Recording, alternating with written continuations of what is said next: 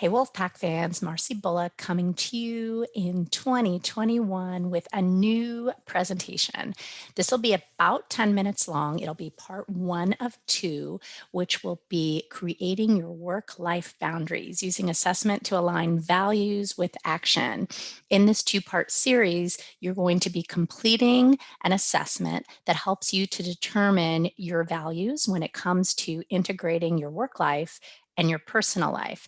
Many of you are students right now, and you're going to be transitioning to the professional world. And it's going to be important for you to intentionally make decisions so that you sleep well at night. So, in this two-part webinar, YouTube, we're going to discuss the importance of values based advising as we advise you on how to make work life integration roles and also to learn how to use this work life integration quiz that we designed last summer. So I'd love to start with this Venn diagram, students, get you thinking about the sweet spot. And when I say the sweet spot, I mean the intersection of your abilities, passions, and values. And sometimes I even change the word passions to curiosity because passion tends to overwhelm people just a little bit and they think, wait a minute, everybody has a passion except for me.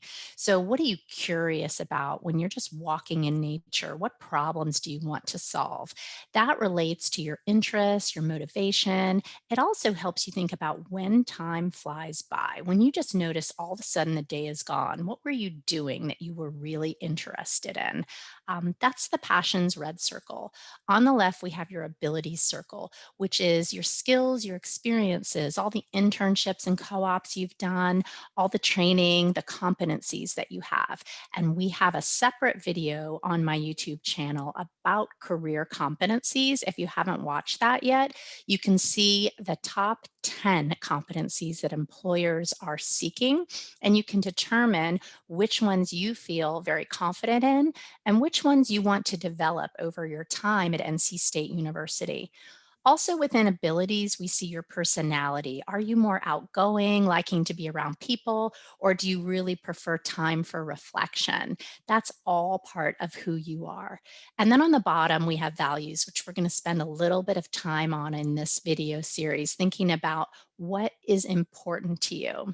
Is it important for you to, let's say, improve society, make money? Do you have a cause that you really care about? And when you think about your personal life, maybe family things, maybe you want to run a marathon, whatever is important to you outside of your professional identity, that's also a value.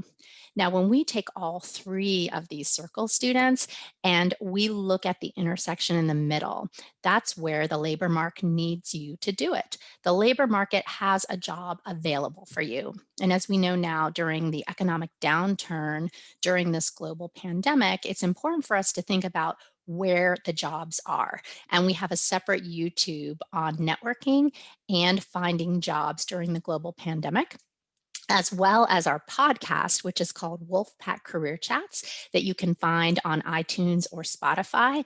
And we have some great episodes there on where are the jobs during the pandemic, because we've seen, I think, over 11,000 companies coming to virtual career fairs. So jobs are out there. So the sweet spot, friends, is where you find that intersection between what you love to do, what you're good at doing, and what's important to you. So let's think about framing a house right now. Let's build a house. We've got a foundation, we've got a frame, we've got furniture, we've got paint on the walls, and this is an analogy that I want to use to help you to think about that value circle on that Venn diagram. So, values, when you start to build your house, you have to have a foundation. You have to have a concrete slab, or there would be nothing to hold your house up. And this is why in values, I call your foundational values your deal breakers.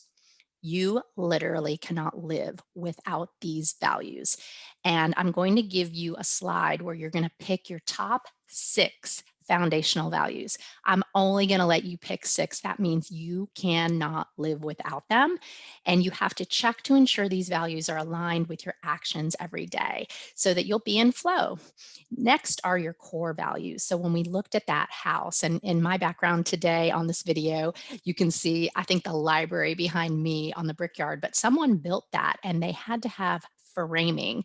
They had to have drywall. So when you build a building, it holds your house up. You need these almost as much as your foundational values, but you could survive, right, on the slab. You don't have to have the walls around you, although they make your life really nice. Next are your minor values. That might be called your furniture, your paint on the wall, your carpet, your lamps, all that good stuff makes your life really comfortable. So, minor values enhance your life a great deal, but they are not essential. And you could function by sleeping on the floor if you had to. The drywall and the roof is already there over your head. Finally, the last one I want you to think about, students, is imaginary values. These are values that you think are important. You say, oh, it's really important for me to, let's say, scroll on my phone and look at what everybody else is doing on social media. But when I finish doing that, I kind of feel rotten. I don't feel good about myself. I feel like everybody's leading a better life than I am. Well, then I probably need to cut that value out. If I say that health is a foundational value and living in a strong body and feeling good and like I have strong well-being, I'm probably not going to want to eat a dozen donuts, even though imaginary, I think that's going to be good for me. So I tell people it's like the paint on the wall. You think maybe you're going to love the beige, then you get it up and you go, ooh, I really don't love that. Those are the 4 kinds of values. And on the next slide, it's going to be important for you to look at these values. And I'm going to let you pick 3 foundational values. That is, like I said, that concrete slab, and 3 core values. So just take a moment on this slide to pick your top 3 and to pick your second 3. And this is going to actually help us when we get into our assessment in just a moment.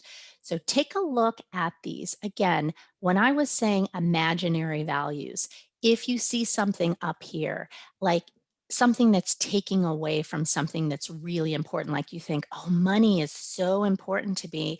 But yet, there's a lot of data that shows, you've probably heard it sounds cheesy that money doesn't buy happiness. But when people buy the lottery, they actually end up really depressed after they get all that money. That could be determined an imaginary value. So pause this now to get your top 6 values before we go on. All right, now, friends, we are at the point where we're going to be moving into the work life quiz. Now, the work life quiz is something that my graduate assistant, Alex Raschuti, and I developed last summer during the time when we were all quarantined. And actually, in class one day, I came up with a bunch of these scenarios because I was sharing with my class real things that had happened in my 30-year career. So when I was newly married and had no kids, and when I was a mother, and when I was caring for elderly relatives, there's 3 distinct phases of your career path that you're going to get a chance to see in a minute. And when I was designing this quiz, I actually came up with scenarios from my real life. So you're going to look at this scenario now and then come in to part 2 of this video series, which shows you the real quiz. And then we'll interpret it for you and see if you're an integrator, a separator, a cycler, a work first, a family first, personal first, or any combination of those. So see you in part 2, Wolfpack fans.